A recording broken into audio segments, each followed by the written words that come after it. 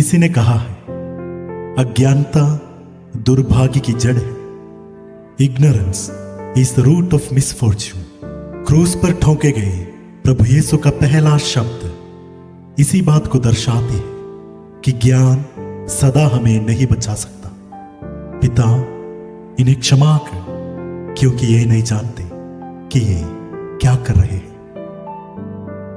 हाबिल का रक्त काइन की हत्या का बदला लेने के लिए ईश्वर के क्रोध की दुहाई देता रहा, परंतु यीशु मसीह का रक्त जो काइन के वंश के ईर्ष्यालु बंधुओं द्वारा बहाया गया था, ईश्वर के क्रोध को हटाकर क्षमा की याचना कर रहा है।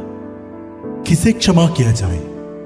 अपने शत्रुओं को, उन सैनिकों को जिन्होंने कैफस की अदालत में कीलों से जड़ी मुट्ठी से प्रहार किया था, पिलातुस को जिसने कैसर से मित्रता बनाए रखने के लिए ईश्वर को दोषी ठहरा दिया, उन सैनिकों को जिन्होंने सम्राटों के सम्राट को स्वर्ग और धरती के बीच एक वृक्ष पर लटका दिया, इन्हें क्षमा किया जाए।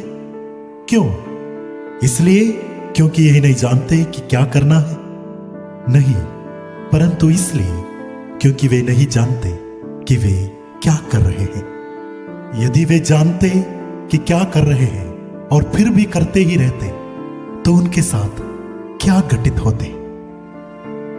यदि वे जानते कि जो स्वयं जीवन है उसी को मृत्यु दंड देना कितना भयंकर अपराध है, यदि वे जानते कि ख्रीस्त की तुलना में बराबस को श्रेय देना न्याय को कितना विकृत कर देना है, यदि वे जानते कि जो रक्त वे बहा रहे हैं वही उनका उद्धार कर सकता है, तो उनका उद्धार कभी नहीं हो सकता। तब तो शायद उनका सर्वनाश ही संभव था। इसलिए शुरुआत में कहा कि ज्ञान हमें सदा नहीं बचा सकता।